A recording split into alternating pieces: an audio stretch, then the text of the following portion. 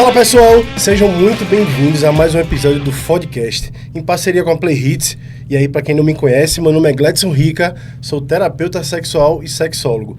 Mas deixa eu fazer um pedido antes da gente começar.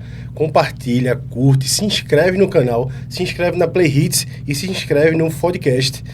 Por favor, que isso aqui é um entretenimento, também é educativo, informativo, é tudo em um só, sobre sexo, tudo que é ligado ao sexo e a relacionamento, beleza? Vamos falar da Líder Telecom, a empresa de internet a melhor do Brasil, só isso. A Líder Telecom, grandes conexões acontecem aqui. Então, chegou a hora, né? Chegou a hora de apresentar a máquina, a fera. Se prepare para um papo que vai além do quarto escuro. Nesse episódio do nosso podcast, recebemos a advogada criminalista que vai desvendar os mistérios por trás do crime do ato obsceno, estupro de vulnerável e o desejo, a lei, onde é que o desejo e a lei se encontram? Como é que vai ser isso aí? Vem com a gente. É o seguinte, antes de eu falar, porque o que tem de ler ali de Amanda é o seguinte... Parece que eu vou ler até amanhã, Paulo. Vê só. Vê só a resenha. Criminalista, especializada em casos de Maria da Penha. Ela tá olhando pra ver, porque é bronca, viu? Em crimes sexuais. Professora de Direito Penal e Processo Penal. E pós-graduada em Processo Penal. Eu já cansei, viu? Tribunal do Júri e Execução de Pena. Da pena, não é isso, Amanda? Atua como membra da Comissão da Mulher, advogada da OAB de Pernambuco e coordena a pós-graduação em Direito Penal da Escola Superior de Advocacia de Pernambuco. Eu já cansei com vocês. Amanda Barbalho. André chegou para bater palma. Aê! Muito bem! Obrigada. E aí, Amanda? Olá, como é tudo que tu bom? Vai falar aqui sobre o que... É o seguinte, porque a Amanda, ela sempre me salva quando, no quadro do podcast, do Foda de Quinta, tem aquelas perguntinhas sobre a gente quer fazer na rua e não sei o que. Eu digo, Amanda, faz um vídeo aí que se apresente pra galera. Tudo bem, Amanda? Olá, Gledson, pessoal, tudo bom? A gente vai ter esse desafio, né? Desafio. De tentar enxugar um pouco para vocês e simplificar como é que o desejo sexual, os fetiches principalmente, vão se encontrar com o direito penal e podem levar um processinho nas costas, né? Tem processo que é bom, né, André? Eu acho que tem processo que vale a pena. Vale. Rapaz, depende do preço do advogado. Já vendeu peixe. É o seguinte, então vamos começar pelo começo, né, Amanda? Vamos. O que é que caracteriza o crime de estupro de vulnerável segundo a legislação? Certo. Bem, existem dois tipos de estupro de vulnerável, tá? A gente tem o estupro de vulnerável, que seria a prática de qualquer ato sexual com menor de 14 anos, que é o que o pessoal chama no popular de novinha chave de cadeia. Já ouviu essa expressão? Tem até 13 e ali não pode fazer nada. Beijo de boca, nada. Qualquer ato sexual com menor de 14 seria estupro de vulnerável. Menor de 14 ou menor até 14? Menor de 14. Fez 14, pode Já tudo. Tudo? Se consentir, pode. Eu pensei que era a partir dos 15. Não. Caramba. Fez 14, já está valendo. Desde que haja o consentimento. E a gente tem esse estupro de vulnerável, que pode ser, inclusive, virtual. Tá? Às vezes a pessoa ali até consentiu, né? Mandou um nude, ou teve uma troca de mensagens com a novinha. E aí, processo de estupro de vulnerável. Então, qualquer ato sexual com menor de 14 anos, estupro de vulnerável. E existe o outro estupro de vulnerável, que acontece muito em festas, né, que a pessoa ela já tem mais dos 14 anos, mas ela ingeriu algum entorpecente, alguma substância ali que tirou ela de si e ela perdeu completamente o discernimento para dizer sim, para dizer não, ou até perdeu completamente a capacidade de resistir, né, que a pessoa está ali, o famoso PT, né, perda total, acabou, apagou no canto e alguém foi lá e se aproveitou. Aí isso também seria estupro de vulnerável. Então a gente tem esses dois tipos. O estupro de vulnerável pela idade e o estupro de vulnerável pela situação momentânea ali de incapacidade de resistência. O caso Robinho se encaixa aí? Então, o caso Robinho, a menina estava, né, alcoolizada, né? Salvo engano, era o álcool que ela tinha utilizado. Então, sim. No caso, todos tinham usado, todos, né? Sim. Só que... Isso. Mesmo que acusado, né, ali do estupro também tenha feito uso do entorpecente, o direito penal trata como se fosse separado, sabe? É porque o nome entorpecente é pesado, tu sabe disso, né? Mas entorpecente ele pode ser visto como bebida também, não é isso? Pode ser álcool, qualquer substância Sim. que possa ali entorpecer, que tenha um caráter psicotrópico. Então, álcool, maconha, cocaína, enfim, qualquer substância que tire você do seu normal. Entendi. A gente pode nem tomar uma mais, né, Paulinho? Que vai, vice. Até pode, mas tem que ter cuidado quando Mas chega da depois menina bebe, que tomou uma. que bebe. E é o seguinte, a diferença no tratamento legal entre estupro de vulnerável e outros tipos de estupro, acho que... Tem sim. O estupro de vulnerável entra nessas duas categorias, né? A menor de 14 ou essa circunstância momentânea. Mas existe o estupro de quem está são ali, está completamente consciente, já passou dos 14 anos. Mas para esse estupro acontecer, é preciso que o ato sexual seja ou através de uma violência física ou através de uma ameaça. Então... Exemplo. Sei lá, você está ali no carnaval, ambiente Carnaval bem é bom, propício. carnaval é bom. Carnaval acontece muito. E a pessoa te segura pelo braço, né? Puxa ali pelo braço, muito segura isso. a força. A gente que é natural de Olinda, a gente já viu muito isso, né? Pois é. Mas continua. E aí segurou a força, pegou pelo braço ali, segurou e deu um beijão. Não é aquele beijo desentopia. Pronto, estupro. Porque você tem um ato de cunho sexual, né? O beijo ali, que a gente chama de beijo lascivo, junto com o ato de violência física com o contato, o toque físico. Não que precise disso para ser estupro, tá? Mas a violência física precisa existir ou a ameaça. Por isso que a gente fala estupro virtual, por exemplo. Que eu posso ameaçar alguém.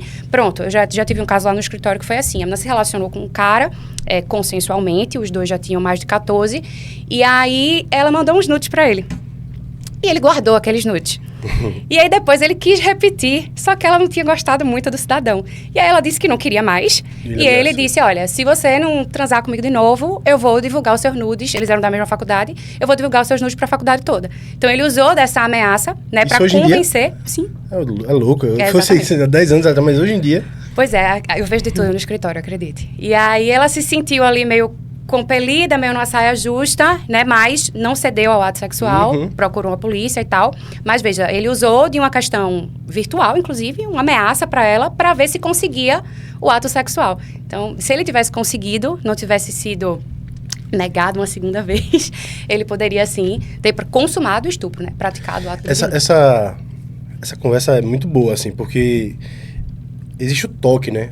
Acho que na conquista, por muito... Não sei como é a cultura de vocês, onde vocês estão assistindo esse vídeo, mas a cultura do pernambucano é de tocar, é de pegar.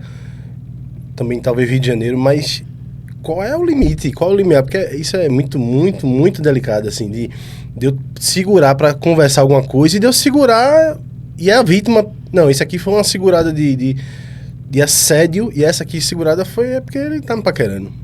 Quem é que... Evitem segurar. Existe aquele toquezinho, sabe? O toque de mão aberta, vamos dizer assim, que você toca ali. Uma pegada isso já entra. Assim, uma pegada no braço pode entrar como violência física. Isso. Segurou ali com um pouquinho mais de força, já pode ser considerado... Não seria considerado agressão? Então, violência física. Então, o estupro, ele é bem sensível, né? Principalmente se a pessoa estiver entorpecida. E aí, como consentimento é tratado em casos envolvendo menores de idade ou pessoas com deficiência mental? Então, a gente tem, tanto na legislação quanto nos nossos tribunais, uma tendência muito protetora das crianças e do adolescente.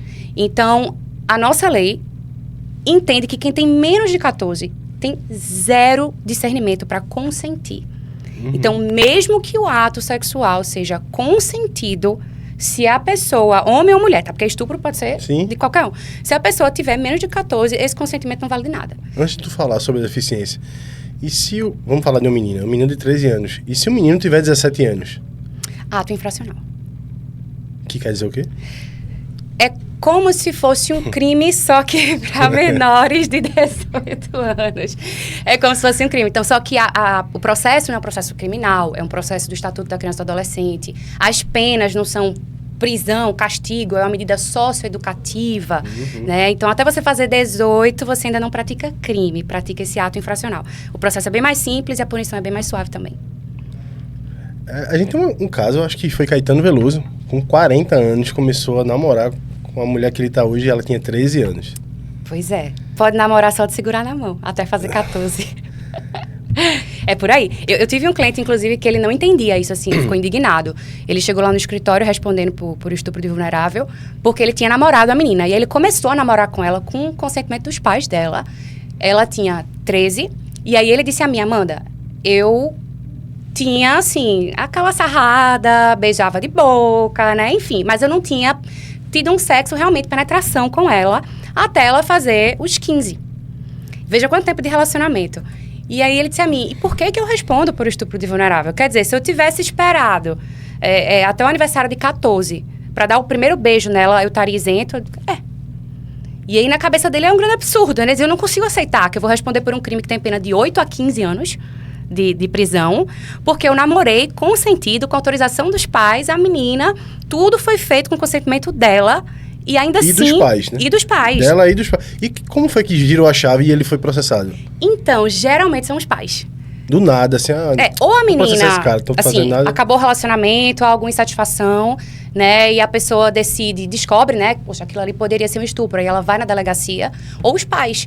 Os pais, por alguma questão de intriga, também ali, pelo término da relação, podem ir na delegacia e fazer o boletim de ocorrência. Talvez eu esteja até errado nessa nomenclatura, mas... A lei retroage, tipo, se ela tiver 17 anos, começou com 13, se os pais acharem que ele usou, acabou. Não, mas ele começou com 13. Tá, não, 4 anos depois. É essa a palavra? Não é bem, o termo não é bem retroagir, mas é possível, sim, punir crimes que são de tempos passados.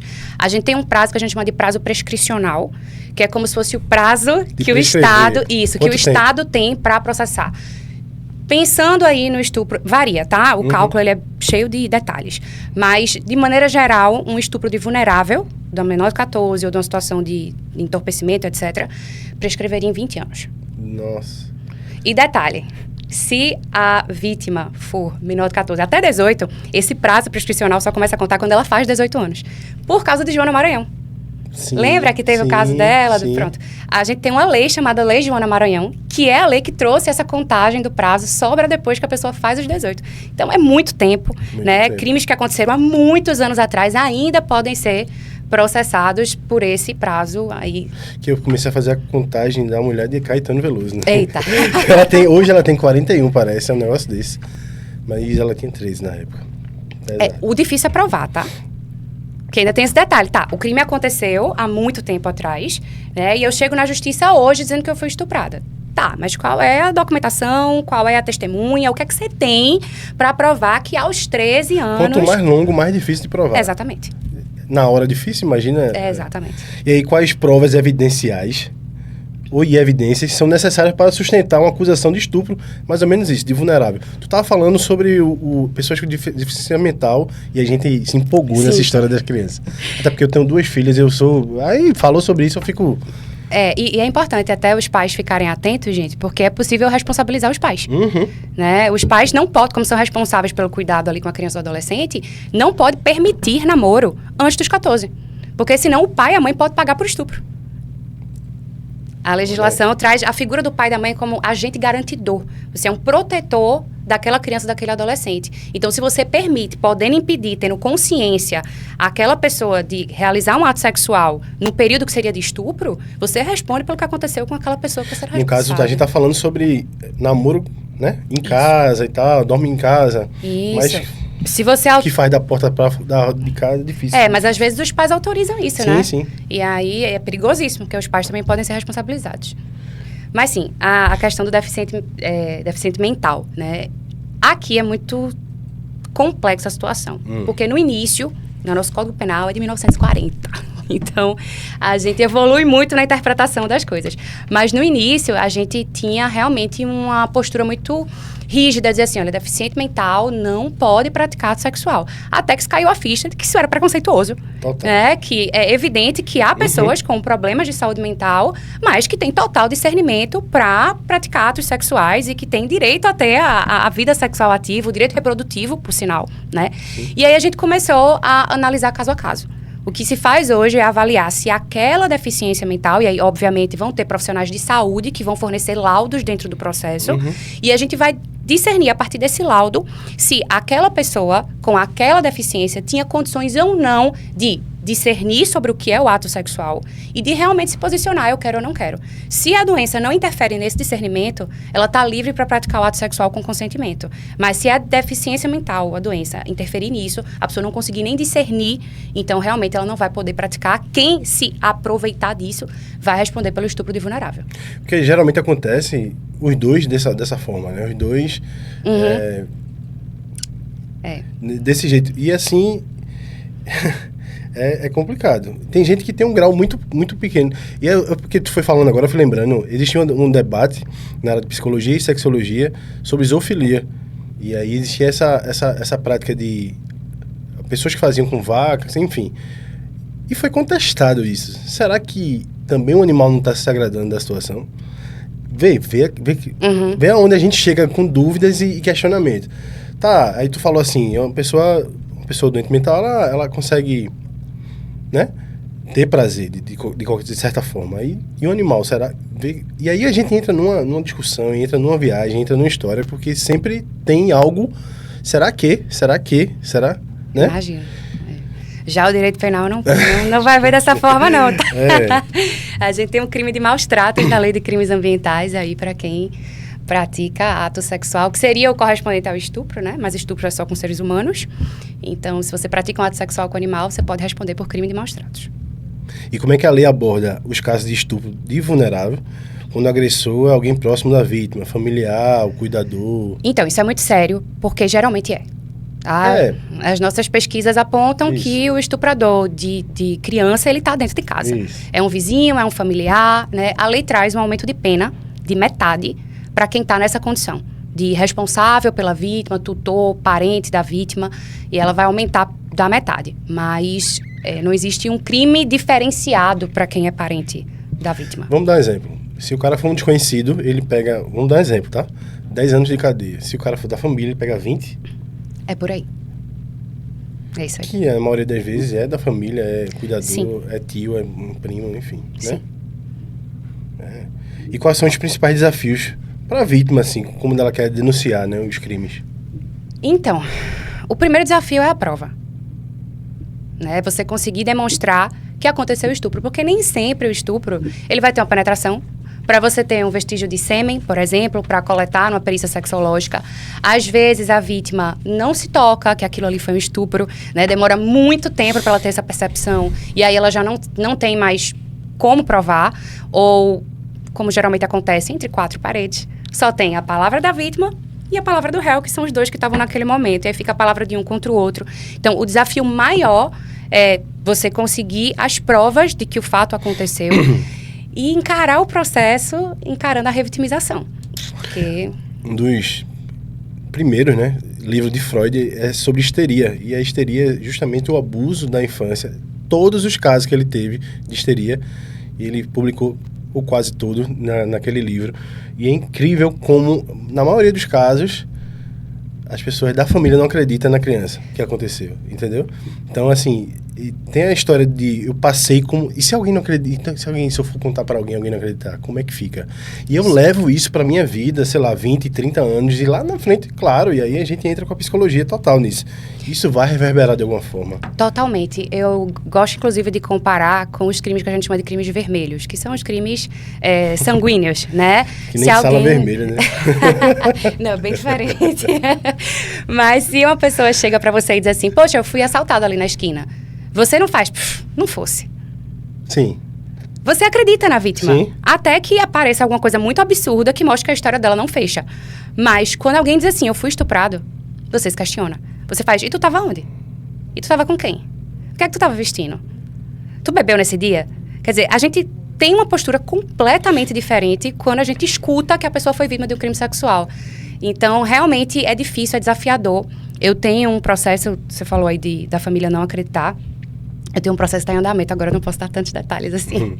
Mas ela foi vítima de uma pessoa da família quando ela tinha 8 anos de idade. E isso foi se repetindo. Só que o que acontece? Os abusadores de criança, eles costumam praticar aquele ato de maneira muito disfarçada, como se fosse um toque de carinho. Tanto para que quem vê de fora não perceba, inclusive às vezes o estupro está acontecendo na frente de todo mundo, e você não está notando, tanto também para enganar um pouco a criança, né? A criança fica na dúvida ali que toque é esse, porque é muito sutil, né? Poxa, um pai que lava a genitália da criança e o pai que estupra a criança. Quer dizer que ele dá um toque com a conotação sexual. Como discernir? É muito difícil pra gente estar vendo de fora, pra criança que não tem entendimento nenhum da questão sexual, ainda mais desafiador. E aí, esse parente dessa minha cliente, ele repetiu isso várias e várias vezes. E ela, muito menina, entendia que era um carinho.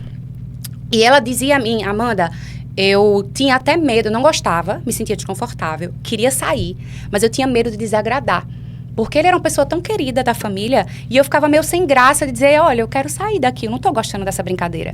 Até que depois, ela foi ficando maior e começou a assistir seriado e tal, a perceber como eram os toques sexuais e entendeu, sabe aquela coisa que cai a ficha assim? Meu Deus, aquilo que eu vivi não era um carinho. E aí ela desenvolveu vários transtornos, né? Transtorno pós-traumático, pensamentos suicidas. Ela começou a convulsionar quando ela ouvia o nome do parente, ouvia alguma coisa que fosse semelhante à casa dele, onde ela sofreu os abusos. Ela simplesmente tem surtos psicológicos mesmo, vários laudos no processo. E metade da família dela não acredita nela. Que ainda é um mau sintoma. Isso é completamente sintomático. Quando a família não acredita e ela sabe com quem ela não pode contar, a menos que seja com a justiça. Então, o sintoma ele vem de qualquer forma. Como convulsão, como tremedeira, como febre, como qualquer coisa. E por isso que ela tinha tanto, né? Desafiador. E ela tinha quantos anos? Ela tinha 8 na primeira situação, né? Mas ele repetiu. Que também o que acontece muito, essa conversa tá pesada, né? o que acontece muito também é que a criança às vezes gosta da situação porque tá naquela fase de se conhecer, aquilo tá passando e tá, isso aqui é bom, não sei se eu quero sair daqui. Então ela é muito inocente, não sabe nem o que tá, né? Tem muito caso desse, tu pega muito caso desse. Muito. Teve algum caso já que chegou, bateu em tu e tu, será que eu vou levar isso pra frente? Já. Assim, porque como mulher, né? Às vezes não precisa você ter sido abusada ou conhecer alguém que foi, alguém da família ter sido, mas você como mulher, você... Claro, eu costumo dizer que a gente como advogada, a gente só deve aceitar o caso, porque é uma vantagem de ser advogada, posso dizer sim, posso dizer não, né? A gente deve aceitar o caso que a gente compra a guerra do cliente. Sim. Então, se chega um caso pra mim em que eu vou defender a vítima, por exemplo, que eu faço muito em crimes sexuais, e eu sinto essa dor dela, isso me faz advogar muito melhor pra ela. Imagina. Né? Porque eu vou com sangue no olho. Agora, claro, a gente tem que ter sempre aquele filtro de manter a técnica. Né? Porque também se a gente deixar levar demais pro emocional, a gente perde a visão técnica e a frieza que precisa ter pra conduzir, por exemplo, uma audiência olho a olho aqui, como eu tô com você, com o acusado. Ele tá mentindo na sua cara e você vai ter que achar as brechas e fazer um jeito ali de fazer ele saltar, né, as incoerências da história dele pra poder a gente vencer o processo, digamos assim. Como é parecido, né? Advogado e psicanalista, vamos dizer assim, mais do que psicólogo. E aí, como é que as pessoas denunciam isso de forma segura, até pra proteger a vítima mesmo? Então, é bem complicada essa situação, tá? Eu vou dizer algo aqui, talvez eu seja cancelada. Mas é porque a gente tem uma tendência como sociedade, assim, a gente precisa proteger as crianças. Né? E como eu vou discordar disso? Não posso discordar.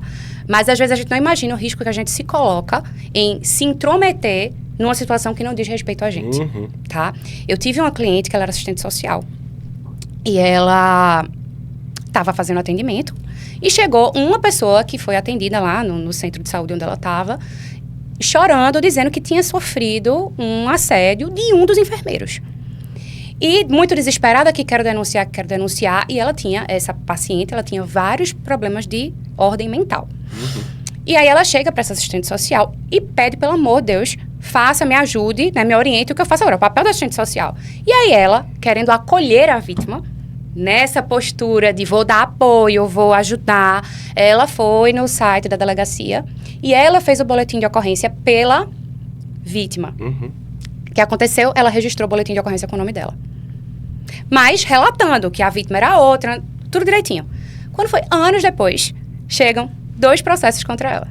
Uma investigação de denunciação caluniosa e um processo de calúnia, difamação e injúria. Porque o rapaz, o enfermeiro, se sentiu ofendido pelo boletim de ocorrência que ela fez. E acusou ela, assistente social. E não a paciente que seria o alvo da história toda. E aí ela teve, pelo menos, o gasto com a advogada aqui, né, para poder se defender nesses 2 processos e demonstrar que ela só fez como ser uma porta-voz da denúncia. Mas ela que sofreu o processo criminal. Então, quando a gente pensa em denunciar algo que não nos pertence, a gente sempre corre o risco de sofrer a rebordosa, né? Sobre esse filme aí, tem o quê? Assim, modéstia à parte... O cara realmente abusou a moça ou por ela ter uma deficiência mental? Então, isso vai ser discutido no inquérito à parte. Ah, ainda não... Não finalizou, isso Entendi. vai ser discutido no inquérito à parte. Mas, modéstia à parte, eu sou uma ótima advogada e a minha cliente já está resolvida a situação dela. Ela já livrou dela, exatamente. Eu não sei o desfecho do outro caso, até porque crimes sexuais, os processos, etc., correm tudo em sigilo. Assim, antes de eu fazer a próxima pergunta, acho que muita gente vai querer saber sobre isso, porque isso é bastante importante. Como é que eu consigo, assim como um psicólogo e um advogado, como é que eu consigo saber o outro lado? Por exemplo, existe muitas denúncias que falam sobre isso, sobre abuso, e vamos ser bem sinceros que às vezes o indivíduo ou o outro lado não fez. Não fez. Como é que eu compro uma briga dessa? No teu caso é advogada, mas no caso dessa mulher, imagina se não fosse. Ver o rolo, o buruçu que é dar, assim... Mas como é que eu fico sabendo? Eu como advogado e como, sei lá, do juiz, enfim, as pessoas precisam saber dos 2 lados, as 2 partes, não é isso que se chama? Né? Assim que fala? Sim, a gente chama de contraditório. Isso. Então, no caso dessa assistente social, e é um conselho que eu deixo para todo mundo, se você resolver, não, eu quero me meter nessa briga, faça com o nome do outro. Porque o erro dela foi esse. Ela registrou o boletim de ocorrência e botou os dados dela e o nome dela como noticiante. Ela deveria ter deixado os dados da pessoa que, de fato, estava noticiando aquele crime. Então, seria uma forma mais segura para ela. Ela não teria sofrido o que sofreu se ela tivesse feito dessa forma, né? Mas não tem como ela saber os dois lados sem ela ir lá perguntar. Tô falando você como advogada. Eu, como advogada... A gente filtra um pouco como o juiz faz, tá? Embora, como advogada, a gente vai comprar a briga do nosso cliente, né? Independente se é verdade ou se é mentira, eu vou ver ali o que é que a lei dá de direito para ele e vou trabalhar com os direitos dele, certo? Mas, quando chega alguém com uma história para mim, por exemplo, de estupro, etc., eu escuto a história e eu não sei se é a experiência, mas a gente consegue ver que existem alguns furos. Porque, veja, e é assim que o juiz decide também, tá? Não é só a palavra da vítima. Você está narrando um fato, você está narrando um contexto.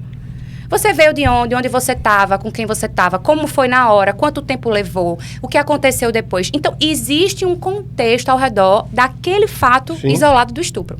Quando alguém lhe conta essa história, ela tem que conseguir trazer elementos que corroboram tudo o que cerca aquele fato. Se você começar a perceber que a história está toda furada, você nota que, no fim das contas, o fato não aconteceu. Entendi. Então, fica mais fácil para a gente perceber que a história não está fechando, mesmo sem a gente ter ouvido o outro lado. Mas a gente, como advogado, depois que a gente aceita entrar no processo, é obrigatório no processo penal o contraditório. Então, necessariamente, a outra parte vai oferecer a versão dela e a gente vai fazer esse comparativo, né? Que é o que o juiz faz, no fim das contas. Uma denúncia de estupro, ela pode vingar basicamente com a palavra da vítima. Desde que essa palavra da vítima consiga esse contexto todo corroborado por outros elementos. Por exemplo, esse processo que eu falei, que a vítima foi estuprada aos 8 anos, a gente tem a palavra dela, mas todo o relato dela, de onde estava, o que aconteceu no dia, etc. Eu tenho outras testemunhas que confirmam outra parte da história que ela está contando. Então, se tudo que ela está contando é verdadeiro, aí a gente tem uma probabilidade muito maior de que aquele fato isolado do estupro que aconteceu naquele contexto confirmado também é verdade. Eu tenho isso porque a gente vê muita história de jogador, né? E tem uma história do Neymar que se ele não tivesse filmado, ele tinha caído. Sim. E tchau. Sim. Mas aí ele filmou e aquilo parece ter sido contado com choro e parecia uma coisa bem organizada. E aí, se não tivesse esse vídeo... Sabe? Sim. E por essas e outras que eu acho que a credibilidade, por isso que tu falou, quando tu falar, se alguém disser que foi assaltado na esquina, as pessoas acreditam, mas se alguém disser que uma mulher estava numa festa, aí eu digo, mas e aí? Me conta melhor. Porque existe as mulheres que eu até falo sobre isso, que elas mesmas acabam com a raça, até com crime, né? Tipo, sim, esse caso Neymar é um exemplo. Uma mulher dessa, pelo menos ela devia... Ela não foi penalizada em nada, tu sabe dizer esse caso? Não sei. Mas seria um caso de denunciação caluniosa. Tinha que ser, mas acho que ele disse, tá bom, deixa essa mulher pra lá, eu quero confusão com essa mulher, não. Mas então, quais são os sinais de abuso de uma criança e pessoas de deficiência mental, os sinais. Então, aí já é mais uma questão para a área do pessoal de psicologia, Isso. né? Mas a gente vê isso se manifestar no processo penal também e a gente usa, inclusive, isso como prova, né? A gente mostra os sinais de abuso atestados pela psicologia, que são sinais de abuso, para corroborar essa versão da vítima e trazer a palavra dela como uma palavra que pode ser utilizada para condenação. Então, bem, se a pessoa é criança, etc., a gente vê fissuras, né, assaduras, odor, infecção urinária recorrente e principalmente mudança de comportamento. Isso. Né? É uma mudança drástica de comportamento. A criança ou adolescente, de repente, ficou muito agressivo. Ou a gente vê, às vezes, masturbação compulsiva em criança. Né? A criança desenvolve um comportamento sexualizado. Eu tive um processo uma vez que a criança começou a beijar as pessoas de língua. Oxente. Do nada, assim, ela não era uma criança que não tinha esse tanto contato com televisão, que você pode dizer, ela sofreu uma influência de alguma coisa que ela assistiu, né? Mas era uma criança muito pequena e ela ia abraçar alguém, ia dar o beijinho, e ela começava a beijar de língua. Quer dizer, de onde saiu isso? Né? Quem foi que ensinou isso? Aí junto tinha essas outras questões, umas assaduras. Então a gente consegue ver esses sinais, né, e identificar que tem alguma coisa errada. E pessoas com deficiência mental... Também a questão da mudança de... a mesma coisa. Principalmente a mudança de comportamento, muito drástica. E como lidar com essa revitimização durante o processo legal? Contrate um bom advogado. Não, sério. As pessoas não têm ideia do quanto isso é importante. Eu sei que é Primeiro, foda eu dizer. Explica a galera o que é uma revitimização. Tá, a revitimização... Eu peguei essa pergunta na internet, por isso que eu tá bom. travei agora. Então, a revitimização acontece quando, para além de você ter sido vítima de um crime, você é vítima das instâncias que deveriam lhe proteger. Então, a gente tem vitimização primária, secundária e terciária. Primária, eu sou vítima do delito. Secundária, eu chego nas instâncias delegacia, judiciário, para tentar receber minha proteção, receber um auxílio, e eu sou questionada várias vezes. Nossa, você imagina o que é você... Sabe aquele ditado que diz recordar é viver? Imagina o que é uma vítima que viveu uma situação de estupro extremamente traumática. Ela tem que sentar na tua frente e contar toda a história. Aí daqui a pouco entra outra pessoa na sala e... Mas e tal coisa? Conta aí de novo. Aí tem outro dia pra ela dar depoimento. E ela fica repetindo aquele depoimento inúmeras vezes. E aí tem hora que ela não aguenta mais, porque toda vez que ela fala, ela revive. Então, às vezes, a pessoa não quer nem processar, porque assim, eu não aguento. Eu não aguento ter que ficar revivendo essa história. Eu prefiro nem processar. E ela desiste. Então, revitimização pode vir daí. E vem também da sociedade. Como a gente falou, a família não acredita, a família reclama. Isso é a terceira instância. É a terciária, isso. Terciária. As pessoas não vão acolher aquela vítima. Elas vão dizer, mas por que você fez isso? Eu achava que essa era a segunda e a delegacia era a terceira. Não. Porque essa é a mais próxima, né? Mas essa é onde eu posso recorrer. Pai, mãe, o que é que eu faço? Talvez seja porque é uma nomenclatura que vem da criminologia, então está muito conectada com o penal, o processo penal. Mas é isso, a revitimização, ela é palpável nos processos, assim. Nossa, gente, já cansei de ver processo. A gente tem um caso Mariana Ferrer, por exemplo, né? Que o colega advogado tinha uma tese maravilhosa, tanto é que ele venceu o processo, mas ele foi rude com a vítima, né? Ele disse, eu não queria ter uma filha como você, no meio da audiência. Então, ele começa a fazer ela chorar. Ela pede para parar a audiência várias vezes. Então, imagine isso. Poxa, eu tô tendo coragem de denunciar, dizer pro mundo que eu fui vítima de estupro. E ainda assim, eu chego numa audiência com um juiz, um promotor, um defensor, e eu sou rechaçada. Aí juntam fotos íntimas da vítima no processo, foto dela em festa, para falar da vida pessoal dela, né? Para tentar mostrar que ela é uma mulher fácil e que, por isso, ela não pode ter sido vítima do estupro. Então, todos os tabus de uma sociedade machista, eles vão aflorar dentro do processo penal. Principalmente porque o nosso judiciário é composto majoritariamente por homens. Isso é inevitável. A audiência de Mariana mesmo, se você vazou no YouTube, né, você vê que tem praticamente um homem dentro da sala. Eu não me recordo de ter uma mulher presente, né? Então, não que não existam mulheres machistas, tá? Mas é evidente que a presença feminina vai ter um olhar diferenciado, claro. um jeito de tratar diferenciado. E falta isso. Então, a revitimização, ela é, de fato, um grande desafio para a vítima que já teve coragem, ter que suportar, ser questionada, ser duvidada, ter a vida dela pessoal exposta, ser tratada como se fosse uma puta e por isso ela deve estar mentindo. E a pessoa tem que sustentar aquilo ali. Então, se você tem um advogado do seu lado, né, vai ser mais difícil alguém te atacar, porque o advogado está ali na frente para te proteger. E você vê, né, como é diferente. A gente fala que na psicologia, psicanálise, a fala vem pela cura, a cura vem pela fala. Então, quanto mais você fala, mais você se cura. Que é completamente diferente desse caso. Quanto mais você fala, mais você se machuca, mais você... Que não existe cura, não existe outro lado querendo te curar. Existe outro lado querendo te questionar e dizer... Porque é tu tava diferente. fazendo ali naquela hora, aquele dia? Claro, Não, não é como se eu estivesse sentada na frente de um terapeuta que vai ouvir minha história e vai trazer uma ajuda. Isso. Não. É alguém que está ouvindo a minha história para questionar se ela foi verdade, ao ponto de condenar alguém por isso. E como é que funciona essa prescrição do crime de estupro de vulnerável? Então, a gente falou, é aquele prazo ali de 20 anos, entre 20 e 12 anos, né? E vai contar da data que a pessoa fez 18, ou, se não foi um estupro de menor de 14, a gente conta da data do fato mesmo, do dia que o ato sexual aconteceu. Eu lembro disso porque, por isso eu falei, 13 ou 14.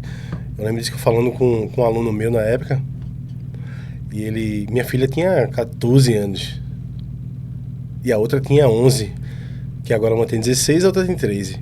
E eu perguntando, quantos anos? Ele, não, por 14 para baixo, era 15 para... Eu só recordo disso, Sim. mas aí tu agora lembrando, 13 anos. Isso. Ave Maria.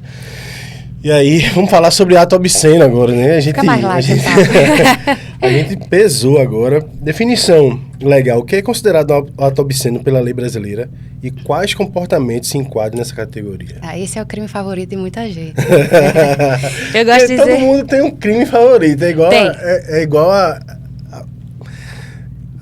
como é pecado, né? Todo mundo tem um pecadozinho que é o favorito da sua vida e quer cometer. Ato obsceno com porte de drogas para consumo próprio. É o combo que as pessoas mais gostam. Exemplifica isso pra galera, que nem eu entendi. Não entendeu? É porque ato obsceno, a gente é quinta série a vida toda, né? Ato obsceno a gente imagina que seja um dedo, mostrar, bababá. A gente não imagina o ato obsceno sendo feito e... Gente, sabe? Uhum. Isso não passa pela cabeça. O que seria ato obsceno e outra parte que tu falou que eu já me esqueci. Porte de drogas para consumo próprio. Porte de drogas para consumo próprio. Que agora o STF facilitou um pouco a vida de quem gosta desse combo, né? Porque dizem que a maconha... Dizem que a maconha aumenta, né, a sensibilidade, né? Então, e aí a maconha com sexo em público ou sexo no carro, junta o efeito do entorpecente com a adrenalina daquele momento ali num lugar proibido e é um combo que as pessoas costumam gostar de praticar. Era que misturou tudo agora. Misturou maconha com sexo. Então, existe o ato obsceno, que independente da droga, independente da maconha. Sim. Mas onde é que a maconha entra nessa história aí? Se ela tiver também, tipo, no bolso do cara, é isso? É isso que eu tô entendendo? Não, vamos lá, vamos separar. O crime de ato obsceno seria o seguinte: você praticar qualquer ato que choque publicamente, que abale o pudor coletivo em um local público, tipo praça pública, no meio da rua, num viaduto, ou um local exposto ao público, tipo no cinema, né, numa igreja, num museu, um lugar que, em tese, existe uma circulação menor de pessoas, número limitado de pessoas, mas que ainda é um lugar acessível ao público. Exatamente. E o lugar que é privado, mas está exposto ao público, que esse aqui muita gente não sabe, né? Por exemplo, você está no seu apartamento, na varanda do seu apartamento, transando ali para todo mundo ver. Tem gente que tem um fetiche de ser assistida, né? Como o termo. Exibicionismo. Pronto, a pessoa gosta que assistam. E a pessoa vai lá, abre a cortina, né? Isso é ato obsceno. Você vai dizer, poxa, mano, mas eu tô no meu apartamento, eu tô no meu espaço privado. Tá, mas está exposto ao público e é um ato. O ato sexual vai chocar o pudor coletivo. É só pensar o seguinte, alguém ia tapar os olhinhos da criança na hora? Então tá obsceno. Sempre pensando na criança, né? Um caso desse, vamos falar de um caso desse, vamos começar pelo começo. Tá. Digamos que um casal mora num quinto andar, que não é tão alto, e resolve fazer na varanda. Mais ou menos a pena para esse casal, então... Tá. Ou é só o TCO, enfim. O crime de ato obsceno tá aí, certo? O ato que choca o público em um ambiente exposto ao público. O crime tá aí. O crime, ele tem uma pena ali de 3 meses a 1 ano. E aí significa que é uma infração de menor potencial ofensivo e por isso que, se alguém denunciasse... Porque ainda tem essa ideia, eu tô no meu apartamento, alguém tem que denunciar, a polícia... Enfim, isso não vai acontecer. É mais provável que isso aconteça se você estiver no meio da rua, né? Do que dentro do seu apartamento. Eu acho que os policiais chegam na hora e dizem assim, chama um cara aí desce um cara ou uma mulher e dizem, bicho, dá uma aliviada. Não vai levar um cara pra delegacia pra fazer sei lá, enfim. Às vezes acontece. Eu acho, né? Não Acredite ou não, eu já fiz defesa num processo de sexo no meio da rua. Em Olinda, por Peraí, meio da rua é diferente de fazer dentro de casa. Mas ainda é ato obsceno. Ainda é um ato obsceno. Mas tem policial que mesmo no meio da rua, ele chega ali e dá aquele cara, minha gente, pelo amor de Deus, não sei o quê, e separa. Como era com a maconha, né? A gente vê ali nas ladeiras da Olinda, pô, o carro da polícia tá passando, a galera tá com baseado na mão, tranquilo. Mas o policial, às vezes, dá uma batida, joga a droga fora e, meu irmão, e pronto, né? Não leva pra delegacia pra fazer o TCO. Mas o certo, né, não com a maconha mais, mas com o ato obsceno, seria fazer o TCO. Fala de Olinda, tu tava falando. eu aqui esperando ela continuar. O que eu quis dizer é que, independente de ser em casa ou fora, se houver o crime de ato obsceno, a polícia pode fazer vista grossa ou pode, de fato, conduzir, né? E se conduzir, o que é que vai acontecer? Tipo esse processo que eu peguei. A polícia realmente pegou o casal, desceu para a delegacia ali do Varadouro e fez o boletim de ocorrência, etc., que faz o TCO, é o termo circunstanciado de ocorrência. Basicamente, a pessoa se compromete, assina, que se compromete a comparecer no processo, quando o processo vier. E é isso, a pessoa sai da delegacia, não tem prisão em flagrante, não tem audiência de custódia, não tem dormir no xadrez, nada do tipo. Assina o TCO e vai pra casa. Qual o problema? As pessoas acham que assinar o TCO é tudo. Só pensar, fui pra delegacia, assinei o TCO, acabou, agora passou. Não, em algum momento a intimação vai aparecer para você comparecer no juizado criminal e participar das audiências. Só que, se a pessoa é primária, tem bons antecedentes e nunca fez nenhum acordo com a justiça, isso vai levar a um acordo. Então, você recebe o TCO, em algum momento a intimação da justiça vem, você vai até a audiência, faz um acordo e cumpre o seu acordo para se livrar do processo criminal. É nisso que dá um ato obsceno. Deixa eu te perguntar, um TCO, você perde o réu primário? Se você fizer o acordo e cumprir, não. Entendi. Tá? Agora, você não ganha outro acordo similar durante 5 anos. Todo mundo meio com medo agora. Fez o ato obsceno, foi pego, fez o acordo, 5 anos sem poder cair de novo. E aí, assim, um contexto cultural e social, a gente pensando nos dois, como é que o contexto social e cultural influencia a interpretação do que é considerado obsceno ou não? Influencia 100%. Como é que... Porque o próprio termo da lei, quando a lei diz ato obsceno, ela não especifica o que é. Ela podia ter dito sexo em público, mas ela não diz. Por quê? Porque a gente espera que isso seja avaliado conforme... Então, peraí, agora faz xixi na rua, por exemplo. Ato obsceno? Acredite ou não, existem condenações nos nossos tribunais por pessoas que, não vou dizer fizeram xixi na rua, mas colocaram pênis pra fora sem a preocupação de dar uma escondidinha. Entendi. Então, quando você vai... Porque você vai fazer o xixi na rua, você escolhe um lugar meio escondido, cobre ali, né? E aí, senão, você pode vir a ser interpretado como alguém que está praticando ato obsceno. Porque a questão é essa, é um crime de interpretação aberta. Eu, como civil, pessoa civil, não é policial civil, não. Eu, como civil, se tiver um cara na rua fazendo xixi aleatório, sem se preocupar, eu posso dar voz de prisão pra esse cara? Então, tecnicamente, sim, só que não existe o flagrante, né? Não é bem uma prisão de flagrante. Mas se eu filmar? Também não, porque flagrante, você pode pegar alguém em flagrante, mas ela não ser presa em flagrante. Se eu pego um ato obsceno no flagra, a pessoa foi pega em flagrante. Mas quando ela é levada para a delegacia, não é feito auto de prisão em flagrante, é feito TCO. Entendi. Então, eu fui pego em flagrante, mas eu não fui preso no flagrante. Entendi. Entende? Então, não haveria a prisão em si. Mas a pessoa teria que fazer o TCO. Então, pode ser muitas coisas. Por isso que o contexto é tão importante. Veja, o que é obsceno hoje não é obsceno, é a mesma coisa que era obscena há 20, 30 anos atrás. O que é obsceno no carnaval não é a mesma coisa que é obscena fora do carnaval. Né? Então, até uma roupa... Isso. Certo? Ali... e umas danças, você tá com uma roupa muito, muito nua. Isso. E tá rebolando a bunda de um jeito muito, né? Como é que eu posso dizer? Imitando um ato sexual. Isso pode ser considerado ato obsceno. Mas se eu tô fazendo isso nas ladeiras de Olinda no meio do carnaval, o contexto não torna obsceno. O contexto não choca o público. Então, você afastou o crime. Entendi. A gente vê muito praia de nudismo. E existe a gente teve um pessoal aqui que frequentava, né, Paulinho? Entrevistado, que gostava, mas a gente vê que rola muito sexo nessa praia, nas praias de nudismo, enfim, assim. E aí, como a lei trata esse polêmico exibicionismo consensual, é isso? Então, a gente não tem uma lei federal, nacional, regulamentando as praias de nudismo. Entendi. Então, isso fica a cargo dos governos locais. E existe, não sei se vocês sabem, mas uma federação brasileira de naturismo, né? Porque a ideia do nudismo é que ele não tenha conotação sexual. A ideia do nudismo é que seja uma conexão com a natureza e uma questão de saúde. Então, não é para ter conotação sexual. Então, essa federação, ela, junto aos governos locais, ajuda e auxilia na criação de leis locais. A Praia de Tambaba, por exemplo, tem uma lei que regulamenta ela. Por isso que naquele espaço é possível o nudismo. Agora, é cheio de regra do que não pode fazer. E faz, né? E acontece. A gente sabe o que acontece. Pois é, mas aí se você feriu a lei, vai responder pelas penalidades daquela lei específica, pode receber multa, etc. E pode responder pelo crime de ato obsceno, mesmo você estando naquele espaço de nudismo. E se não existe lei regulamentando aquela praia, mesmo que seja uma prática comum, todo mundo vai ali e fica pelado. Tá, mas aquela área está regulamentada por lei? Não. Então você está pelado numa área que é uma praia qualquer. Entendi. Se alguém denunciar o ato obsceno, pode acontecer. Agora, veja, é questionável, e aí eu vou falar como advogada aqui, é questionável dizer que a pessoa está simplesmente pelada é obsceno. Porque a lei fala em praticar ato obsceno. Eu estar pelado é um ato obsceno? Quer dizer, o corpo humano nu é obsceno? Entende? Então, a gente pode questionar aí. Mas é aquela história. Até provar que focinho de porco não é tomada, tu já gastou bastante com advogado. Exatamente. Que existe essa exposição, né? Tipo, existe... Você até tem uma pessoa nua e a pessoa entra, o museu, enfim.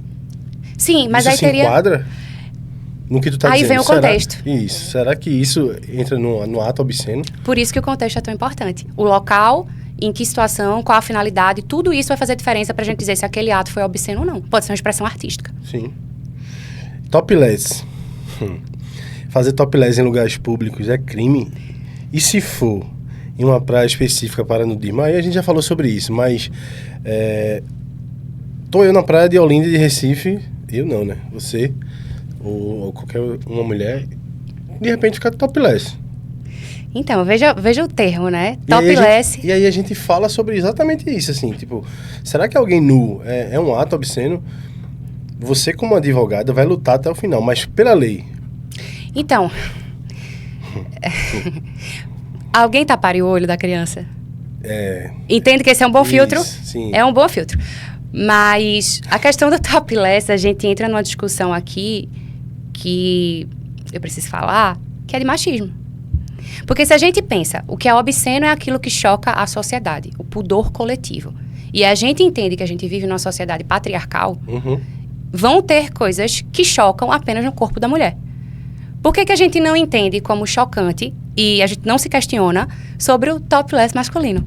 Por que o homem pode andar só de calção com os peitos pra fora, né? No calçadão ali, né? Porque pode. E se for a mulher vai ser chocante. Então, será que é constitucional num país onde a gente se propõe a ter direitos iguais para os homens e para as mulheres, que a mulher expor os seios é ato obsceno, é crime, e o homem expor os seios não é nada?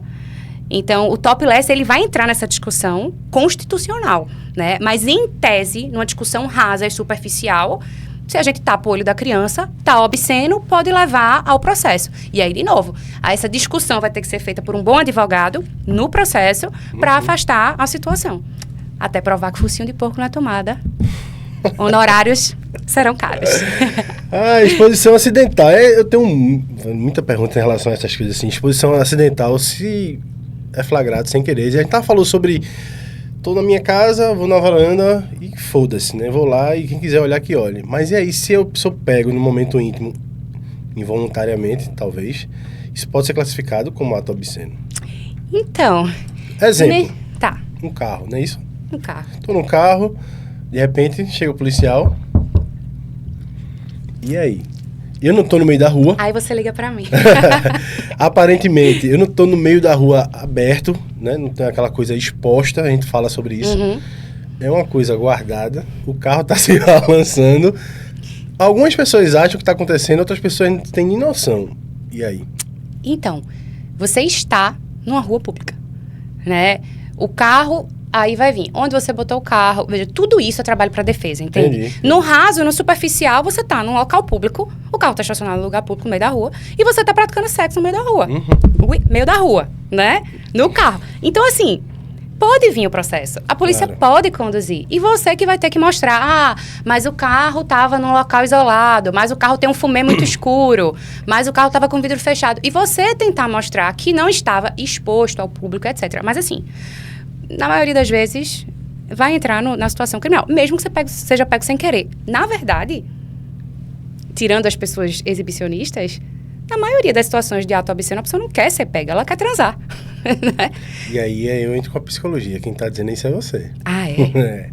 Porque a partir do momento que ela pode ser pega a qualquer momento, sabe aquele negócio que minha mãe foi na padaria, daqui a pouco volta, isso já entra como uma parte do exibicionismo.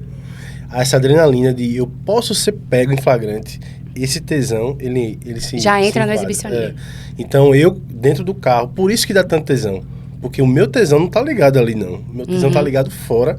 Nas coisas que podem acontecer extra o sexo. Sexo por sexo. Mas no motel é a mesma coisa? Claro que não, pô. O sexo no motel e o sexo no carro. Existe um negócio no carro diferente, por isso que é viciante, por isso que... A gente fala sobre isso e a gente teve 2 meninas aqui que vendem conteúdo na internet. E a gente vê muita gente na internet, né? Postar conteúdo considerado obsceno nas redes sociais pode ser considerado crime? Qual a linha tênue entre liberdade de expressão e ato obsceno? Então, se o que você está postando tiver criança ou adolescente... Eita. Lascou. Ela conseguiu... Eu vou ficar falando isso toda hora na rua agora. Quando alguém perguntar, o que é que tu acha? Eu digo, tapou os olhos da criança. Como é? Diz a frase pra não esquecer. Isso. Fechou os olhinhos da criança. Fechou os olhos, e aí tá tudo certo. Se você posta conteúdo de nudez, ou de sexo, ou de pornografia, que envolve criança e adolescente, fudeu. Não, aí... Tá? Não é ato obsceno, é crime de pornografia infantil. E aí já é muito sério. Inclusive, as pessoas não sabem, mas só o fato de você ter armazenado no seu aparelho. Se você tiver na sua galeria, tipo assim, a polícia prendeu teu telefone, abriu teu telefone, tem um vídeo na tua galeria que tem criança e adolescente e uma questão pornográfica, isso é crime de pornografia infantil. Tá, vamos esquecer as crianças. Certo. Se tiver na galeria, por exemplo, tu tem teu namorado e lá na galeria tem uma sequência de vídeo. E o policial alguém pegar, e aí? É crime guardar isso? Se não tiver criança e adolescente... Não, esquece a criança. Tá, aquele registro tiver sido consentido... Entendi. Não é crime. Mas se você filmou sem o consentimento... Sim. Aí tem o crime do registro não autorizado de intimidade sexual. Que hoje em dia, né? Hoje em dia tá todo mundo se filmando, assim. Tem esse negócio mais escondido, eu acho. Claro que tem, né? A gente sabe que tem. Tem bastante. A gente sabe que tem, mas hoje tá todo mundo na vibe de se filmar. Claro, sem postar, sem vender. Sim. Também quem faça. Sim. Né? Mas acredite ou não, tem bastante gente ainda usando câmera escondida. Porque hoje é fácil. Você vai numa Shopee da vida, você compra umas câmeras que você insere em qualquer tomada. Isso, eu ia perguntar. E aqueles hotéis em que tem... É uma parada que estoura do nada. Uns hotéis que tem no vidro, no espelho, não sei aonde. Isso. Aquilo ali é criminoso. Claro, isso registro aí a gente sabe. Não autorizado de intimidade. Mas isso dá em quê para o dono? Então, vê só. Um advogado bom para... A situação é muito complicada quando a gente pensa em empresas, tá? Porque o direito penal só pune CNPJ se for por crime ambiental. Fora disso, o direito penal vai ter que encontrar, a polícia vai ter que encontrar na investigação quem são as pessoas físicas envolvidas diretamente naquela situação. Porque o dono pode dizer, não foi eu que fiz, foi um funcionário. Isso. O dono vai dizer, eu não tinha consciência nenhuma que essas câmeras estavam instaladas aí. Entendi. E é ônus da polícia provar que ele sabia ou que ele de alguma forma contribuiu para aquilo ali acontecer. Então é bem difícil o direito penal atingir isso. Mas eu tenho clientes, inclusive, meninas, ficam alerta, né, que foram filmadas, mais de uma vítima, pelo rapaz. Ele tinha um modus operandi clichê. Ele levava a menina para o mesmo restaurante e depois ele levava para o apartamento dele. E no apartamento dele, ele tinha câmeras... E vejam que interessante, não era escondido. Ele tinha câmeras visíveis. Mas toda vez que a menina dava uma travada, ele dizia, não, tá desligado isso aqui. Ele dava uma desculpa, eu não vou dizer porque já é detalhe do processo, mas ele dava uma desculpa. Ele dizia, tá desligado, essa câmera não funciona. E aí ele fazia sexo com as meninas todos os lugares que tinha câmera. Ele guardava esses vídeos. Veja, elas não sabiam. Registro não autorizado de intimidade sexual, já é crime. E aí o que ele fazia depois? Quando ele estava no grupo de amigos, meu irmão, comia essa nega aqui, ó. Tá. E aí ele mostrava o vídeo. E aí é outro crime, que é a divulgação do ato sexual, né, gravado. Então, é coisa séria. E é mais ou menos isso que eu ia perguntar. O que é que caracteriza um crime de pornografia de vingança e quais as implicações gerais para quem compartilha conteúdo íntimo sem consentimento? É mais ou menos essa pergunta. Sim. A pornografia de vingança seria uma causa de aumento dentro desse crime de divulgar nude ou vídeos que você não consentiu com a divulgação. Porque, veja, a pessoa pode ter consentido em registrar. Só que são 2 consentimentos que você precisa ter. O consentimento do registro e o consentimento da divulgação. As pessoas querem saber, eu acho, na verdade, que foram algumas perguntas do povo. A pena. As pessoas, geralmente, quando fazem as perguntas, elas querem saber, tá, e se eu fizer isso? Eu vou pegar quanto tempo de cadeia? Se é que tem 2 nomezinhos, se é cadeia ou casa, como é? Se é prisional, como é o nomezinho que dá? Tá, a gente tem penas restritivas de direito e pena privativa de liberdade. Sim. Só que nem sempre a pessoa vai cumprir a pena na cadeia, ela pode cumprir domiciliar, acho que seria esse o termo. Então, vai depender de quantos crimes você praticou. Tá? Eu fiz isso uma vez. Esse cara que caiu aí agora. Esse que eu não posso dar muito detalhe. Esse não pode dar muito detalhe. Não. Se esse cara, ele é réu primário e ele... Será que esse cara pega alguma... Então, hipoteticamente falando, certo? Se comprovar que tiveram várias mulheres, a pena ali é da média de 1 a 5 anos. Tá? Só que essa pena baixa, mínima de 1, é de onde o juiz sai para dosar. O juiz sempre dosa a pena a partir do mínimo. Então, a pena de 1 ano permite acordo. Se ele for primário, com bons antecedentes, etc. Entendi. E aí, se você tiver uma reiteração desse comportamento, vai sair somando, ou vai ter alguma causa de aumento em cima disso que vai subir essa pena para talvez impedir os acordos e ele acabar sendo recolhido. Mas a pena é baixa. A pena é baixa. Porque, veja, mesmo uma pessoa recolhida, uma pena de 1 ano, no instante ela progride, ela pega um livramento, ela pega um semiaberto, bota uma tornozeleira. Mas, assim, é dor de cabeça de todo jeito, né? E você fica com a condenação criminal nas costas. E quais são as principais orientações para quem está sendo vítima de um crime virtual? Tu falou da menina que o cara, eu tô querendo, eu não quero, então eu vou fazer o seguinte, como um vazamento de fotos íntimas. Isso. A gente chama, inclusive, de sextorção. Isso, tem essa pergunta aqui. Tem, né? Sextorção. Quando a pessoa usa imagens íntimas para extorquir, isso. Só que aí, no caso dessa menina, ele não queria o dinheiro, ele queria vantagem sexual. Mas muita gente hackeia telefone, ou o cara roubou teu celular e abriu tua galeria e tá cheio de nude lá. O que é que ele faz? Ele te ameaça, né, de divulgar essas imagens para conseguir patrimônio, dinheiro. Ele faz um pix de tanto ou divulga teus nudes. Essa é a conduta que a gente considera sextorção. Né? Entendi. Veja, quando a gente fala de crime virtual, é muito difícil a gente conseguir prevenir. Porque é difícil rapidamente a polícia rastrear e, enfim, impedir aquela postagem, né? Mas alguns cuidados mínimos que a pessoa tem que ter. Pô, tu vai tirar nude, eu não vou ser hipócrita aqui e dizer, não faça, porque o pessoal diz, né? Como é que eu vou impedir de ser vítima disso? Porra, não faz. Não vai, o pessoal vai fazer de todo jeito. Então, evita pegar teu rosto, se tem uma tatuagem, uma coisa que identifica, evita, né? Tem a garantia de botar em visualização única. Então, existem alguns cuidados que você pode ter.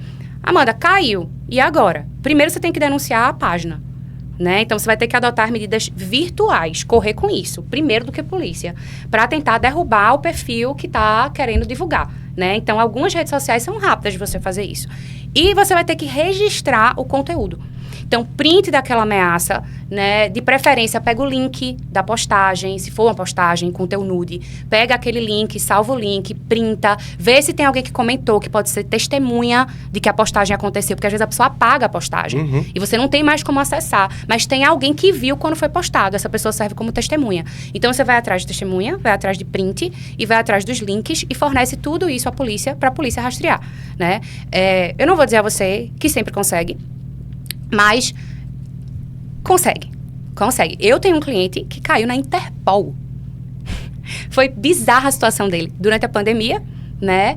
Jovem, né? Aquela carência, preso em casa. E aí ele começou a acessar muito site de pornografia e chegou num site de pedofilia. E aí foi aquela coisa da curiosidade, né? O que será que tem aí? E aí ele acessou. No que ele acessou, para ter acesso às imagens, esses sites de pedofilia fazem muito isso. Você faz uma troca.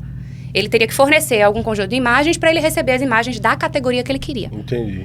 E aí ele fez o upload, baixou de outro lugar, fez o upload dessas imagens e recebeu algumas. Pronto.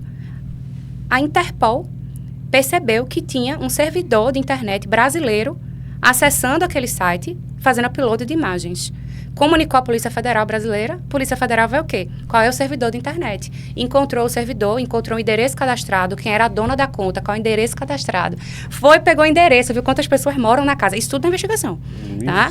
Tem todo mundo que mora na casa, aí a polícia vai filtrar. Quem dessas pessoas tem um perfil, aí entra a psicologia, né? O trabalho da Polícia Federal é incrível. Quem é dessas pessoas que tem um perfil para estar acessando esse conteúdo que reside nessa casa? E aí eles começam a descartar os suspeitos e vão rastreando mais coisa. E-mail, encontra o e-mail do login. De repente eles têm um nome e a pessoa. De repente, mandado de busca e apreensão, né? O menino, a família acorda com a Polícia Federal na porta, a arma na mão.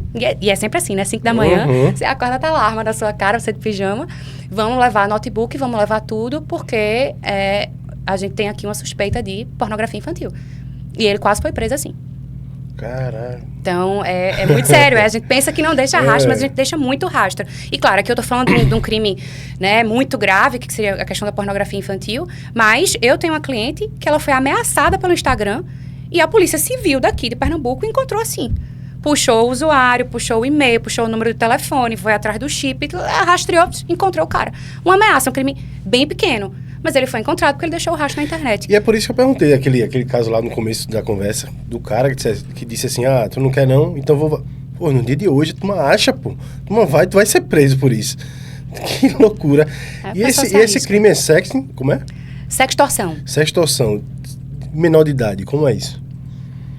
Então, a sextorção seria, de qualquer forma, eu extorquir alguém, precisamente de extorsão, para obter chantageando essa pessoa com E aí eu pergunto a pena. Por exemplo, uma coisa é você extorquir alguém maior, outra coisa é você extorquir uma criança, que parece... mas aí ainda seria extorsão. Ainda seria... A vítima ali não faria essa diferença no tipo penal. Sim, geralmente criança e adolescente sai mudando tudo, né? Mas nesse caso não. Né? A gente tem o termo sextorção e tem o termo sexting também. Né? Que são coisas diferentes. Tá? Sextorção está envolvida a extorsão e o sexting é a troca de mensagens e o sexo ali por mensagem, né? Virtual. Que pode considerar até estupro. É mesmo. A partir do momento que eu penso, qualquer ato de cunho sexual com menor de 14 anos é estupro de vulnerável, tu tá fazendo um sexo virtual com menor de 14, você tá praticando estupro de vulnerável. E esse sexo virtual, ele entra... Assim como o sexo, né, que tu fala, não precisa ser o sexo em si. Só um beijo, isso aí já se enquadra. Sim. Na internet também, só uma conversa de... Dá um beijo na tua boca, aquela conversa de né? A conversa não é um ato libidinoso? Isso. Então pode ser. Pode ser, né?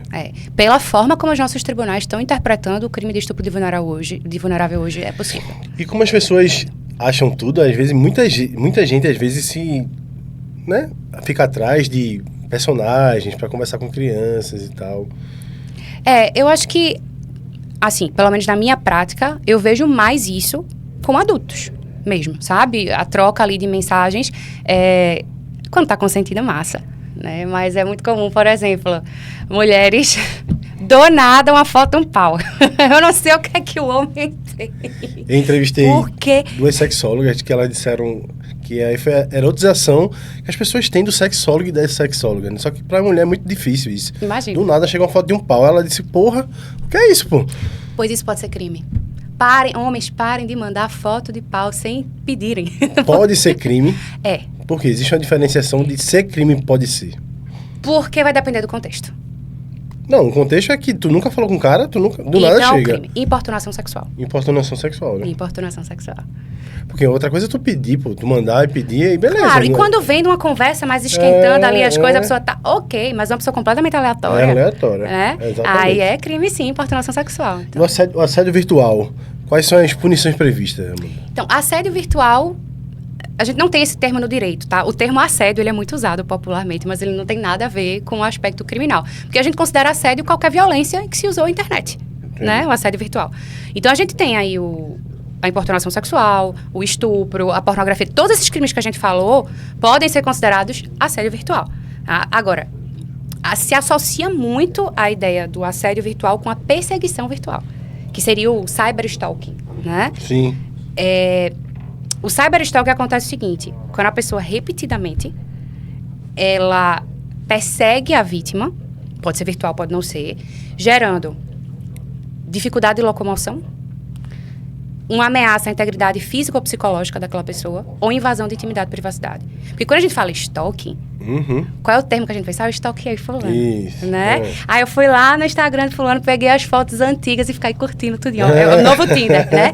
Isso não é crime. Sim. Esse, a gente chama de stalking, mas não é crime de stalking. Porque o crime, ele tem que trazer um desses aspectos. Dificuldade, restrição de locomoção, invasão de privacidade e uma ameaça à integridade psicológica da pessoa. O que seria essa então, vamos locomoção, vamos dizer assim? Vou usar um exemplo do escritório, tá? O rapaz namorou com a menina por 10 anos. Nesses 10 anos, vai e vem. Acaba, volta, acaba, volta. Sim. Até que um dia ela disse, não, dessa vez é de verdade. Só que pra ele, isso já tinha acontecido outras vezes. Então, o que é que ele fez? Quando ele sabia os horários dela, namorou por muito tempo, quando ela largava, ele ia até o trabalho dela. E aí ele levava flores. Ela, não quero saber de você. Depois ele, outro dia, levava um presente. Não quero saber de você. Aí o que é que acontece? Ela começa a fazer outro caminho pra casa, porque não quer encontrar com ele no caminho. Entendeu? E já restringiu a liberdade de locomoção. Aí ele parou de ir presencialmente, ele começou a usar a internet. Só que tudo isso pra reconquistar ela. Na cabeça dele, ele estava atrás do amor da vida dele. Sim. E aí ele mandava mensagem e ela bloqueava. Ele fazia um fake, mensagem de novo. Esse cara foi tanto atrás dessa menina que ela bloqueou ele de todas as redes, ele mandava e-mail e fazia pix. Você acredita? Ele fazia pix de centavos. Pra poder falar. Era, porque no pix não fica mensagem, aí ele mandava te amo, 10 centavos. E ficava fazendo pix. Puta, que loucura. Aí já vira loucura. Paulinho, a gente tem quanto tempo? Normal, né? Vamos embora. Doideira, né? Já aconteceu comigo uma situação de uma menina ficar realmente atrás. E eu ter medo disso, assim, de bater na época eu morava, né, com minha mãe, bater na porta dela, assim, de madrugada, falando meu nome. E a gente não sabia se aquilo ali era distúrbio mental ou, de fato, se ela tava pirada, assim, tipo, uma coisa, né, que Sim. deixou ela... Isso pode se enquadrar também, tipo, se eu quisesse denunciar ela... Sim, é o crime de perseguição. Porque essa perseguição, esse stalking, pode ser presencial ou pode ser virtual. Agora, um requisito é, o comportamento tem que ser repetido. A pessoa foi na tua casa uma vez, não configura. 2 já é repetido. Mas se ela foi 2, 3 e tá gerando esse transtorno pra você, com certeza. Porque uma coisa ela vai na casa, aí no outro dia o portão tá fechado, mas aí segue na rua... Sim. Aí faz um outro Facebook com outro nome, segue você. Exatamente. Aí Instagram segue você bloqueia e fica nessa. Você tem o stalking presencial e o cyberstalking vindo da mesma pessoa. Mas é um crime só, o crime de perseguição. Agora, muito sério, esse crime, você tem um prazo de 6 meses como vítima pra representar, pra ir na delegacia e dizer que você quer punição. Se você deixar passar esses 6 meses, você perde a oportunidade. Vixe, Marina, tem isso, né? É. Olha aí. Pessoas que querem saber de pena, mas isso aí também é importante. O prazo de validade que tem, mais ou menos, né? Tipo, tem 6 meses. Se eu não for e a pessoa parar... Aí depois a pessoa volta, Isso. aí você vai só poder denunciar o mais recente. Aquilo lá de trás, você não entra. Perdeu. Entendi. Passou dos 6 meses, perdeu. Entendi. Ai, e quais cuidados as pessoas que devem proteger sua privacidade online, evitar cair em golpe de relacionamento? Então... Tinder, Instagram é um perfeito pra isso, assim. Começa com essas questões que eu falei de se vai trocar mensagem, foto, etc. Tenta ver a pessoa numa live, né? Ter certeza que é a pessoa, né? Porque às vezes é uma pessoa completamente diferente. Toma esses cuidados de não mostrar rosto e etc. Visualização única. É cuidado básico pra você não cair, mas todo mundo pode cair. Seria a próxima pergunta agora. É comum, Amanda, esse negócio de criar um perfil falso e tem gente... Eu costumo dizer o seguinte, mulher é infinitamente mais esperta que homem, mas quando se trata de emoção e coração, meu Deus. Então, assim, a mulher tem um namorado de 3 anos que mora em Londres, nunca botou a cara na internet e ela tá super apaixonada, vai noivar e casar. Esse cara existe, viu? Pelo amor de Deus. Tem gente que passa bens, que gasta milhões, né? Eu conheço uma pessoa que passou um imóvel, tá? Milionário, pro nome desse suposto namorado. Que não era. E a pessoa, ela vai criando uma história e vai envolvendo você por muito tempo, né? Até o ponto que você tá tão caidinha ali, tão apaixonada, que quando ele diz, mas não é na minha conta, é um amigo meu aqui, porque minha conta tá com problema. E você vai e faz o Pix. Né? Não sei se você já viu aquela série, O Golpista do Tinder. Eu tentei ver. tentei ver. Acho que eu Pronto. assisti. Nessa dois pegada episódios. aí, a pessoa desenvolve um relacionamento com a intenção de ficar tirando o dinheiro da pessoa usando a questão emocional. Aquele golpista do Tinder, ele era só internet ou ele conseguia... Ele encontrava. Aí fica mais fácil, né? Encontrava. Como é que você vai saber, imaginar que a pessoa tá dando um Isso. golpe? Ele encontrava as meninas, levava pra ver casa, pô, vão morar junto, ele ia ver as casas. É um profissional. Um profissional. É um cara desse, é psicopata com força, assim. Com certeza. E é mais ou menos isso. É crime perfis falso ou usar a identidade de outra pessoa de aplicativo de namoro. Então, depende. Aí entra a psicologia. Todo psicólogo fala isso. Depende. O Depende direito do contexto. Direito também é a resposta favorita. Eu digo aos meus alunos sempre. Quer responder certo, responda depende, que tá ótimo. Porque o simples fato de você criar um perfil falso, ponto, não é crime. Quem nunca, né? Isso. Teve aquele perfil que Alice no País das Maravilhas, a foto é uma florzinha, sei lá. Então, não tem problema, porque você não está se passando por ninguém. Você não está obrigado a expor sua identidade em rede social. Sim. Certo? Eu posso ter um perfil sem meu nome, sem minha foto. Não é um perfil falso. Só não sou eu ali. Então, é permitido. Agora, você pegar a foto de outra pessoa e usar num site de relacionamento, aí sim a gente tem crime de falsa identidade. Quando você se passa por outro, ou para prejudicar terceiro, ou para ter algum tipo de vantagem. Aí é crime, sim. Então, se você viu sua foto sendo usada por alguém, faz aquilo que eu falei. Pega o link da postagem, vê se alguém viu, para ter testemunhas, registra, faz o print. Se possível, vai num cartório, tá? Para registrar aquilo ali, porque o print é uma prova no processo muito questionável. Porque hoje em dia, qualquer pessoa no aplicativo monta um print. Então, você tem que registrar no cartório, ou existe um programa também chamado Verifact, que a justiça aceita. Você passa o print nesse programa, pega um relatório e ele atesta a veracidade daquele registro. Uhum. E aí, você, com essa veracidade atestada, tem a documentação ali da prova de que você foi vítima do crime. Pronto. E aí, cabe à polícia achar quem fez. Às vezes, a pessoa até sabe, ou suspeita. A polícia faz aquele rastreio todo que eu falei. Essa inteligência artificial hoje faz tudo, né? Faz até voz, pô. Pois é.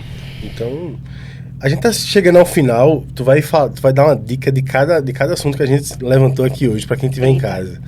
O primeiro foi ato obsceno, foi isso? Acho que foi estupro, não? Foi. Uma dica pra cada. Uma dica assim, de cada para as pessoas tema. não praticarem o crime, ou... Tipo... A dica é que não pratiquem crime. Se praticar, me ligue, por favor. No caso do estupro, a dica pra você não cair nessa cilada, assim. Obviamente, não criança, porque criança... Tomara que não assista, que isso é maior de 18 anos. Mas a dica é, geralmente... Nossa, tá. Pensando na vítima, então. Pensando Uma na dica pra sempre, vítima, não pro réu. Sempre na vítima. Ah, tá. É porque eu sou advogada de defesa, vou pensar logo no... No caso do ato obsceno... o estupro também, né? Porque a gente pensa o estupro por essa visão do agressor e tal, mas imagina essa situação do estupro da balada, pô, pode ser qualquer um. Né? Você achou que a pessoa consentiu ou não tomou o cuidado necessário para ver se a pessoa podia consentir ou não e, de repente, a pessoa te acusa de estupro. Dá até medo de falar sobre isso, porque não dá pra tocar em casa de maribondo, né? Mas tem alguma lei agora que eu vi ultimamente falando sobre se tiver no meio do ato, as coisas acontecendo, a mulher pode dizer que dali pra frente ela não quer e pode considerar estupro? Sim, na verdade não é uma lei nova, sempre foi assim. Foi mesmo. Porque a questão do estupro, se não for de vulnerável, é o consentimento. Não, tá. Entende? Então, assim, eu comecei consentido. Sim. Ok? Massa. Até ali tá massa. No meio do ato eu disse quero mais não. E a pessoa se forçou pra continuar. Entendi. É estupro. Claro, difícil pra caramba de provar. Não, e aí a gente vai entrar naquela dualidade, né? A história do... Ela fez até o final e depois ela disse que foi estupro. Sim. E aí os dois, cada um conta a sua versão e aquela loucura. Mas isso é um caso perigosíssimo. Muito. Se todos são perigosos, assim, tipo, pra quem denuncia e pra quem tá sendo denunciado, cada um é perigoso, muito perigoso. Esse é o mais perigoso. Com certeza. Esse Por é o isso que mais. você disse uma dica de estupro, eu fiquei pensando nisso. Porque, assim, já tive casos também da pessoa... Tá os dois embriagados, só que um melhorzinho que o outro, né? E aí, curtiram a festa, foram pro motel, e na hora que acordam juntos, do outro acorda, tipo, foi o que aconteceu.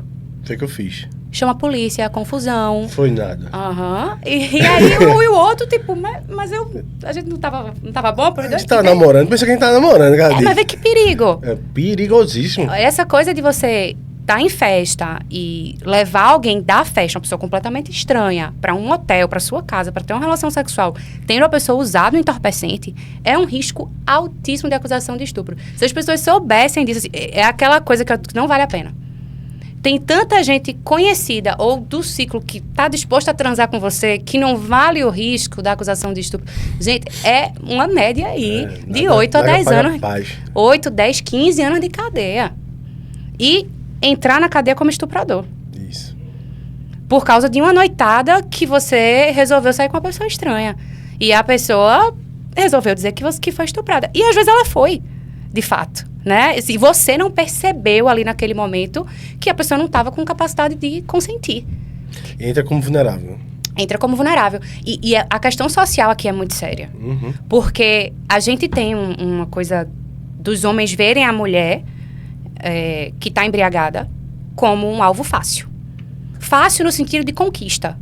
Né? E de ver aquilo ali como alguém propício. É como se o homem, não sei, e você me diga, se sente mais confortável para chegar, talvez porque não vai levar um fora, não sei. Mas ele vê a mulher ali embriagada e acha, aqui tá melhor para eu chegar. Só que devia ser o oposto. A cultura da gente devia dizer, se ela tá muito bêbada, saia de perto, chave de cadeia. Porque depois, no outro dia, se ela quiser denunciar o estupro, talvez você tenha até estuprado mesmo. E é uma situação muito complexa. Eu vou procurar aqui a mulher que falou sobre isso. Mandaram para mim. E vou procurar para não falar o nome dela errado. Uhum. É Gabriela. É loucura. Enfim. Muito, muito arriscado. A mulher fala sobre o que as mulheres fazem esse joguinho de dizer não. Entendeu? Ela fala sobre isso e isso é um papo muito bom, inclusive, assim. Esse jogo de dizer não. Elas querem, mas ela tem entre elas essa cabeça de adolescente, que isso é jogo de adolescente, de dizer não, mas sabendo o que quer. E o cara sabendo o que ela quer. E aquele movimento todo, sabendo que todo mundo quer. E acaba acontecendo isso. O cara acha que todas as mulheres, quando dizem não, é sim. E ele leva aquilo pra vida. E quando a mulher disser não, ele vai dizer, não, esse é charme, que eu já passei por umas 2, 3 que era desse jeito. Claro, a gente não tá falando de culpa. A gente tá falando de responsabilidade. Tipo assim... Até quando esse jogo pode influenciar num ato criminoso, vamos dizer assim? Eu acho que as campanhas educativas que têm sido feitas do não é não, têm sido magníficas, porque elas servem tanto para o homem quanto para a mulher, né? Porque é isso, se a mulher quer, ela realmente quer, mas ela tá nesse jogo aí do não, do sim, ouviu? Não, meu irmão, sai de cena. Porque se ela quer, ela vai vir atrás. E já aconteceu uma coisa dessa comigo, Né? E eu soube depois de muito tempo. Ela disse não... Eu saí, óbvio, isso faz muito tempo. Imagina hoje. Eu saí e depois ela disse, disse não, mas eu queria que tu me pegasse a força. Eu digo, desse jeito você vai ter que passar um manuscrito pra mim. Eu quero que você me pegue a força, que isso aqui é minha prova. Faz uma declaração. Imagina os dois bebendo, ela dizendo não, eu vou lá e pego a força. Ela disse, não, tu era grandão, me vi naquela situação, tu me pegando. Eu digo, não, meu amor, não vai ser comigo de jeito nenhum. Como é que eu vou adivinhar que a mulher queria uma viagem dessa? De jeito nenhum. Que queria ser pega a força de... Arriscadíssimo. Quer me lascar? Dá teu recado, galera, de cada um ato obsceno, um estupro a não ser, e o outro de crime cibernético. Eita. Difícil esse desafio que tu me deu. Vamos fazer sobre ato obsceno. Evite ou me ligue. Se você não for por ela, você vai pra ela. Você escolhe. Eu acho que em relação ao ato obsceno, é foda, porque a pessoa quer fazer sem vista, né? Segundo você. Porque tem gente que faz achando que não é crime, tá tudo certo. Tipo, tu sabe disso, né? As pessoas fazem, tipo... Sério mesmo? As pessoas acham que não... Esse do apartamento mesmo... Não, do apartamento casa, ok. Pô, tô em casa ali na varanda, de repente alguém tira uma foto. Claro, também se for uma varanda exposta... Né? Uma vidraça assim, né? Uma coisa bem... Enfim. Em relação ao ato obsceno, eu diria... para tomar o cuidado de fazer realmente ficar atento. Tem alguém passando, não tem, né? Tipo, tá fazendo ali, mas fica ligado para não vir a polícia. Mas é isso, e ter essa atenção de que o ato obsceno não é só em local público. Que se eu tô no ambiente privado, mas está exposto ao público, eu também tô errado. Então, se eu sei que eu tô errado, eu tomo cuidado para não ser pego. Claro. É uma coisa que eu digo aos meus clientes. Vai praticar crime? Pratica direito. Crime perfeito, né? Pois é. Ajuda o advogado. Ajuda o advogado. Amanda, deixa teu Instagram, todas as tuas redes sociais, se tu quiser deixar teu número. Quem precisar dessa advogada, vocês viram aí, né? Eita, se fizer isso não pode, viu? Se o Tribunal de Ética não Eita, deixa, é verdade, não deixa eu soube fazer disso. Isso, não. Tu pode dizer assim, quem precisar tirar uma dúvida. Quem precisar tirar uma dúvida, vai lá no Instagram dela e aí tu tem os conteúdos lá que falam sobre... Tem. Sempre tem alguma coisa sobre crime sexual, porque eu trabalho muito com isso, né? E vez ou outra eu tô comentando um caso do escritório. E o pessoal pergunta também, bastante. Vocês perceberam que eu resumi a história dela, criminalista, bababá, professora de pós-graduação, blá, blá, blá, mas é mais ou menos isso. Então, deixa teu Instagram que as pessoas vão lá atrás, com certeza. Com certeza. Me sigam no aqui, achei. @AmandaBarbalhoProf, meu Instagram. Hoje é a única rede social que eu tenho. Tô errada, né? Eu não sei. Estão dizendo que tem que ter várias, né? Mas vocês me encontram no @AmandaBarbalhoProf. E sempre tem caixinha de pergunta lá, tô resolvendo dúvida. Quem precisar de alguma assistência mais específica, consegue também acessar o número do meu telefone por lá. E se você foi vítima de algum crime, que precisa de um esclarecimento, ou suspeita que vai ser acusada de um crime, também precisa de algum esclarecimento, pode falar comigo lá no direct ou no número de celular, que a minha equipe atende. Minha equipe atende. É isso. Pessoal, muitíssimo obrigado. Segue a Amanda, segue a Play Hits, segue o podcast. E por hoje é só. Que conversa maravilhosa. Amanda, muito obrigado. Viu? Eu que agradeço. Vamos junto, até a próxima.